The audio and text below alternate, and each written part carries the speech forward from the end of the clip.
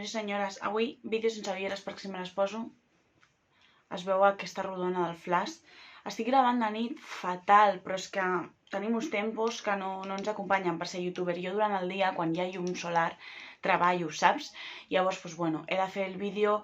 Són les 22:55 de la nit. Demà tinc classe, m'hauria d'anar d'hora a dormir, sí, però bueno, soc una persona compromesa amb la meva feina i si m'he proposat ser youtuber no valen excuses de que s'ha de dormir 8 hores. Si s'ha de fer vídeo, a les 11 es fa. Avui vinc a parlar d'una cosa que no m'agrada, que és dels cotxes. Avui anem a parlar de trànsit, de tràfico. I ojo, perquè trànsit en anglès vol dir transport públic. No, jo vull parlar de trànsit, de tràfico. Hey, penya, nota el pie. Estem utilitzant tota l'estona la paraula trànsit perquè volem fer referència al moviment de persones.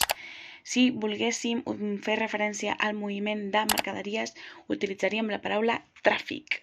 Ei, no teniu la sensació de que aquest mes s'ha parlat més del compte sobre cotxes, trànsit, carrils, túnels de glòries, que si tràfic en Setmana Santa, que si accidents, etc. Jo, com sóc una persona compromesa amb la societat, vinc a parlar de temes d'actualitat. Temes que potser ens interessen una merda perquè és el mateix de sempre. Són els mateixos problemes. Oh, hi ha retencions. Oh, necessitem un carril més.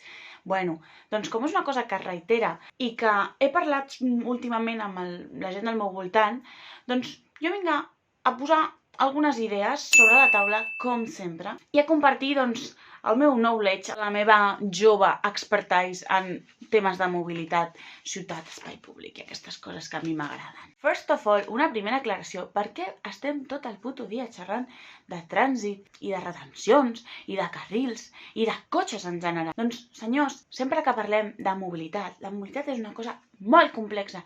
Fa referència als desplaçaments que nosaltres fem en el nostre dia a dia quotidià. Una part d'aquests desplaçaments són en cotxe, però una gran part no són en cotxe, sinó que es fan amb altres mitjans de transport. I, de fet, els desplaçaments en cotxe representen una porció relativament petita dels nostres desplaçaments quotidians, sobretot en llocs com Barcelona, Hospitalet, realitats urbanes. El cotxe no és el nostre mitjà de transport principal. Tot i així, això és com la TV3 quan fa la secció dels esports, que només parlen del Barça masculí, com si no hi haguessin altres esports o com si no hi haguessin altres equips. Doncs a les notícies el mateix. Es parla sempre de tràfic. I això, permeteu-me que ho digui, i no ho dic jo, per exemple, ho va dir la senyora Nela Saurita, no sé quin programa que la van entrevistar a la TV1. Per què parlem de trànsit tot el dia? Potser perquè sabem que els principals usuaris del cotxe són homes. També és veritat que parlem molt més del trànsit perquè els usuaris, i dic usuaris amb gènere, són homes. Per tant, qui controla, aquí no, la rara avis, però qui controla els mitjans de comunicació, qui controla les tertúlies i qui controla també la gestió de la mobilitat són homes i per tant cada un se mira les seues prioritats. O sigui, si te'n vas a la regió metropolitana de Barcelona, les dones van més a peu, un 57% contra un 50%, el transport públic també, són les dones qui els utilitzen més, un 14% frente a un 8,4%, mentre que el vehicle privat, les dones, els homes l'utilitzen un 41,5% i les dones un 28,4%. Això són dades de l'última EMEF. Amigues, en un sistema patriarcal res és casualitat. Però bueno, volem parlar de trànsit, doncs parlem de trànsit. I parlem de lo més odiat.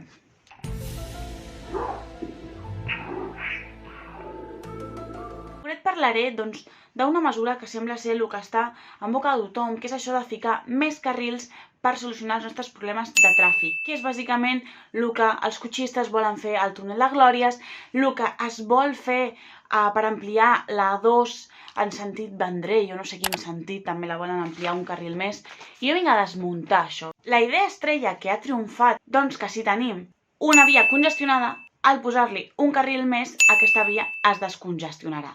Això no és ni bueno ni malo, és que això és directament falso. I no ho diu la Irenita, no. Moltes ciutats del món que ja han comprovat que això és fals.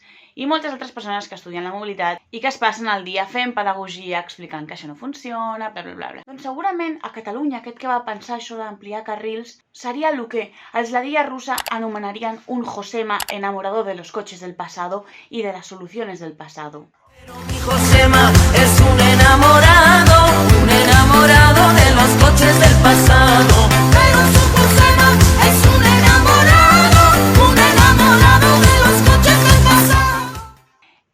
aquests Josemas jo us explicaré senzillament perquè això és un mite. I aquí va la segona aclaració del vídeo. I és que el trànsit és un fluxe, un flujo. Sí, amiga, sabes a lo que me refiero cuando hablo de flujo. I és que per mesurar el trànsit hem de tenir en compte dos components principals. El primer, la densitat de vehicles en un carril.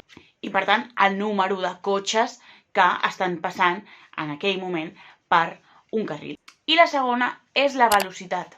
Bàsicament ens hem de quedar amb la copla de que contra més cotxes hi ha, contra més densitat, la velocitat va reduint.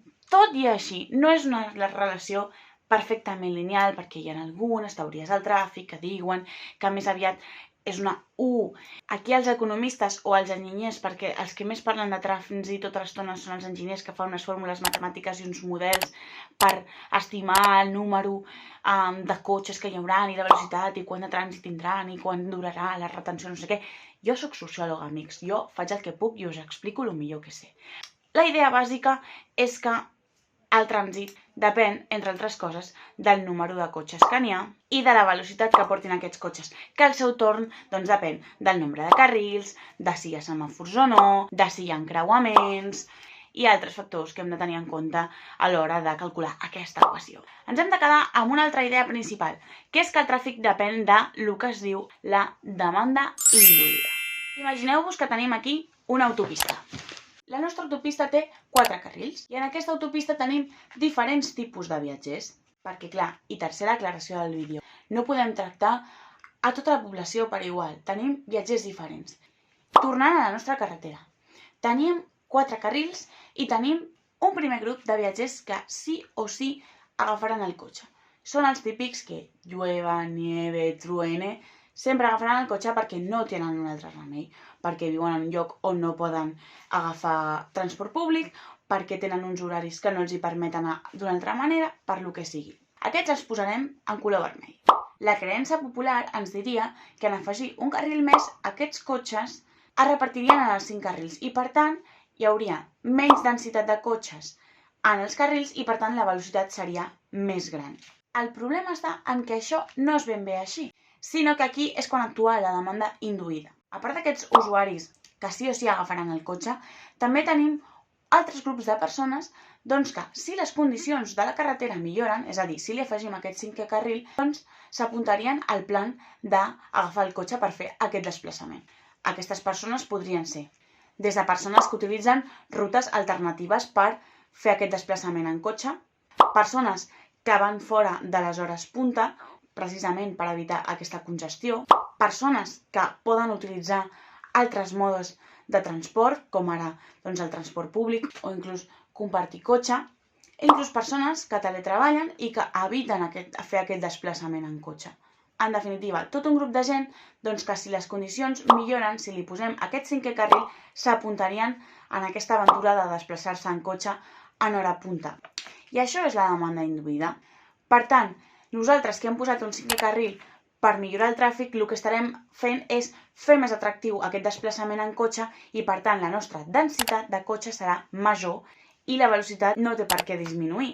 Fins i tot el contrari. Veiem que moltes vegades la congestió és encara pitjor. I no només és pitjor la congestió, sinó que també una cosa molt dolenta és que potser estem fent que persones que realment utilitzaven altres modes de transport, doncs ara decideixin anar en cotxe perquè és més còmode.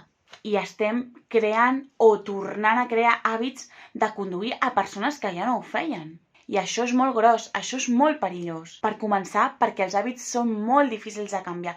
I això és el que més costa quan toquem la mobilitat de les persones, perquè en el fons són hàbits. La teva mobilitat quotidiana, en el fons, t'estructura la teva vida. I quan a tu et canvien un hàbit, és difícil adaptar-se. Fins que no passa un temps, ens costa. Llavors, ara que ja sabem que això no serveix, què hem de fer als planes? Què hem de fer les persones que pensen a la ciutat? Doncs, evidentment, no podem assegurar que tothom vagi en cotxe. Per això no podem seguir posant carrils i posant carrils i posant carrils. El que hem d'assegurar és la mobilitat de la gent, que la gent es pugui desplaçar per fer les seves coses quotidianes. I això com es fa? Doncs, primer de tot, millorant les alternatives, millorant les condicions per desplaçar-se amb altres mitjans de transport. sobretot, fomentar transport públic. Hem d'assegurar la mobilitat de les persones i hem d'assegurar que el nostre sistema de transport no faci que el cotxe estigui en el centre, perquè això ens porta molts problemes. Es un problema. Problemes en accidentalitats. La penya se la fot amb el cotxe i la penya es mata amb el cotxe. Ens hi va la salut, senyors, la contaminació, la gent es mor. També perdem temps, això és important. Les congestions són una pèrdua de temps que lo flipa.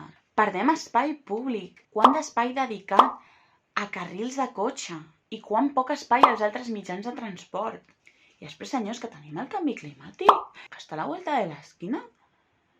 I després, i això sí que segur que us toca una mica més la moral, que perdem diners, que aquestes infraestructures són molt cares i que això es paga amb els diners de tots i que aquí tenim peatges i ningú els vol pagar, però vosaltres us penseu que fer més carrils és gratis? Que això costa molt. Y después hi haurà qui es queixi perquè, hemos gastado dinero en pintar 4 rayas para las bicis. Va, home, va, però si això no és res. I hem de pensar també en què gastem els diners públics, els diners de tots i totes, que Hacienda som todos. Ostres, m'he enfadat, Jo espero haver explicat alguna amb una mica de sentit. O sigui, això que acabo d'explicar, això és com de P3, vale? de mobilitat, però com que aquest tema està en totes les converses de bars, jo he pensat que era bo fer aquest vídeo i ja no m'enfado més.